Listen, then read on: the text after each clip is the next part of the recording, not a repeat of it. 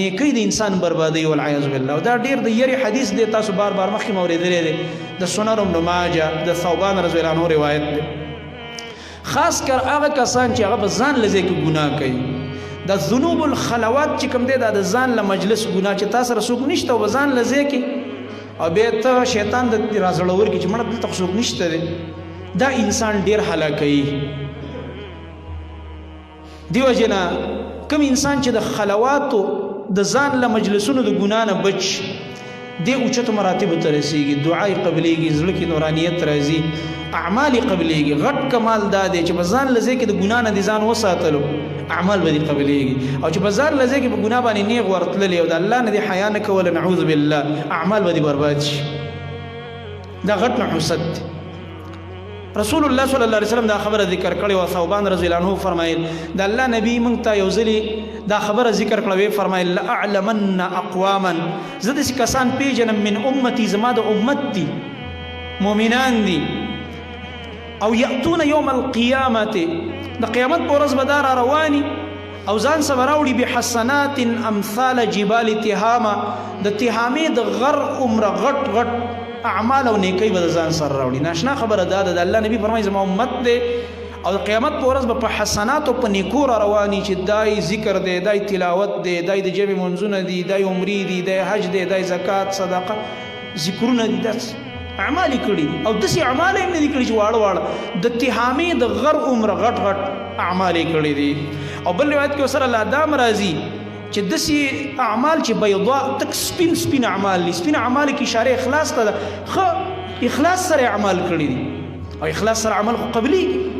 خو عجیبه خبره ده فجعلها الله عز وجل هباء منثورا، دا سپین او ښایسته اعمال او دا د غرونو عمر غټ غټ عملونه بوله الله دوړه کې وابېلو زه والعیاذ بالله. دا خبره ډیره خطرناکه ده. دا حدیث د مایوسۍ دپاره نه چې موږ مایوسه شو، خو تحذیر او یره پکې پرته ده چې موږ احتیاط وکړو په ګناه په باب کې. د ګناه موږ ته وړوکی شی ښکاري، دا وړوکی شی نه دی، الله به اعمال برباد کړي. صحابه کرام په دې خبره سخت ویرېدل. ثوبان رضی الله عنه عرض وکړو یا رسول الله صفهم لنا، اے د الله رسول دا کسانو صفت مونږ ته بیان کړه، دا مونږ ته واضح کړه دا کم خلق دي، الله نکون منهم ونحن لا نعلم، اسنه مونږ په دې کې چرته داخل نشو چې مونږ سره دا کار وشي چې په خپل اعمالو ډاډه او اعمال کوو، قیامت پر ورځ نعوذ بالله غرور عمر عملونه خو ختم شي لکه دوله چې والو زی بس ارسه ختم شي.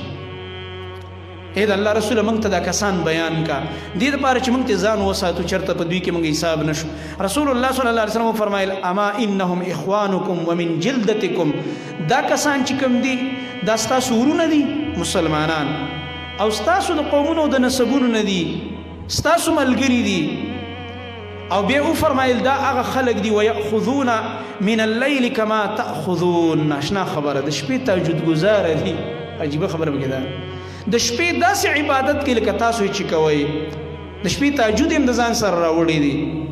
او دا تهجد عبادت چې دی دا د خواهش خلاف دی، او کم عبادت چې د خواهش خلاف پای کې ډیر وشي دی دا ډیر چت عملی الله تعالی به ډیر خوشحاليږي. په نفلي منځونو کې ځکه د تهجد اجر ډیر دی او دې موسم ته دا جمع بچراتلو صحابه به دې ته ډیر خوشاله ده، دې ته به مرحبا ویله چې دا خو خدای چې دا جمع بیا راغی، شپې اوږدې شولې قیام به پکې کوو، تهجد به کوو او ورځې لنډې دي، روجې پکې نیول اسانه شو، کمزوری انسان هم نیولی شي، زنانې هم نیولی شي. داسې موسمونه نه به ګوره هغوی دا فایدې اخیستلې، زموږ پکې سره نیکۍ ته دغه نه ځي، توجه نه ځي دې خبرې ته. حسن بصری رحمت الله علیه ته یو کس راغی، دا حدیث اول کامل که، دا حدیث به اول پوره کم، بیا به د هغه قول پیش کړ.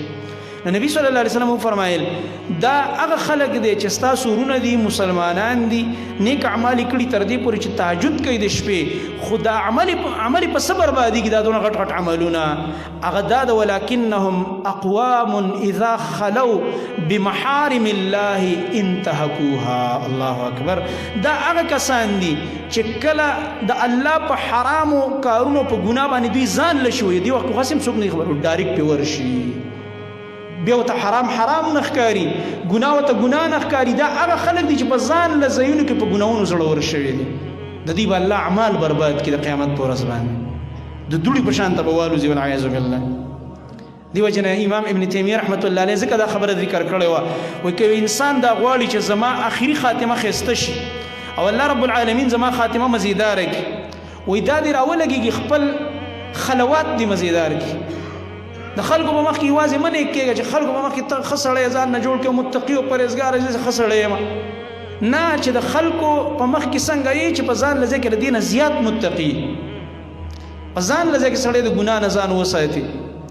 د خلکو د سترګو نه د حیا درځي د دینه زیات حیا د الله نه وکي وی الله رب العالمین بستا اخري خاتمه مزیدار کی خپل خاتمه به درته در نصیب شي او نور د ګناونو ډیر ازرار هغه علماء ذکر کړی دي پاره کې یو ضرر هغه دا دی چې انسان د عبادت نه محروم کیږي عبادت ورته نه نصیب کیږي لکه دا د جمعه سګ دی شپې دي یو سړی ماسکوتن ودشي